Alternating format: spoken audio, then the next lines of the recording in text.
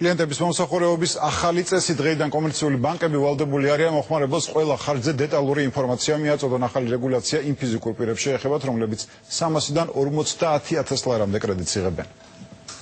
დღეიდან კომერციულმა ბანკებმა მომხმარებელს ინფორმაცია ყველა იმ ხარჯის შესახებ უნდა მიაწოდონ, რომლის გაწევაც მათ ცესხის აღებისას ან დეპოზიტის გახსნისას უწევთ.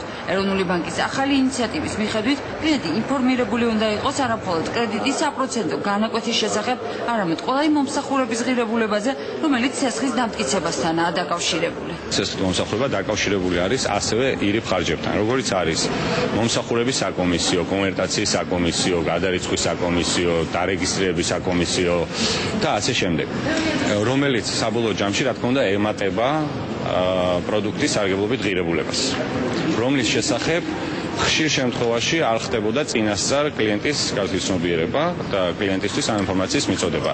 ახალი რეგულაციის თანახმად საბანკო მომსახურების გაწევისას მომხმარებლისთვის აუცილებელი ინფორმაცია ხელშეკრულების პირველივე გვერდზე იქნება განთავსებული.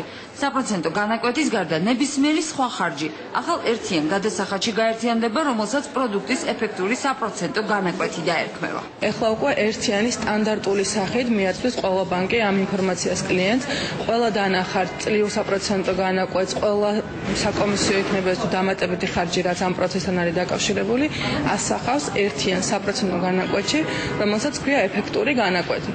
ეს უკვე მომხმარებელს მისცემს საშუალებას, რომ მარტივად შეადაროს სხვადასხვა ბანკის განაკვეთები ერთმანეთს და უფრო მარტივად მიიღოს გადაწყვეტილება. ახალი წესების თანახმად მომხმარებელს კიდევ უფრო გაუმარტივდება ხელშეკრულების აღქმა და კიდევ უფრო გაუმარტივდება ბანკთან ურთიერთობა, რადგანაც ნათლად იქნება მისთვის, ასე ვთქვათ, ყველაფერი ჩამოყალიბებული, რაც გაზრდის მომხმარებლების კმაყოფილებას ბანკთან ურთიერთობის და ბანკისთვისაც იქნება ძალიან მომგებიანი, რადგანაც კმაყოფილი კლიენტი ბანკისთვის არის პრიორიტეტული.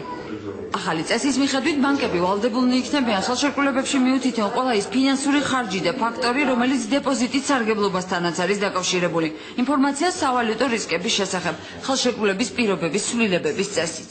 საბოლოო ჯამში ყველა ის ურთიერთობები, რომელიც ალიმდება მომხმარებელსა და ბანკს შორის, ყოველთვის დროის მონაკვეთში რაღაც ფაქტორები მათზე ახდენს გავლენას. აი აქ ბანკი ბევრად უფრო კომპეტენტურია, რომ ეს შემდგომისათვის გათვალოს ის რისკები და ასევე მიაწოდოს ეს მომხმარებელს.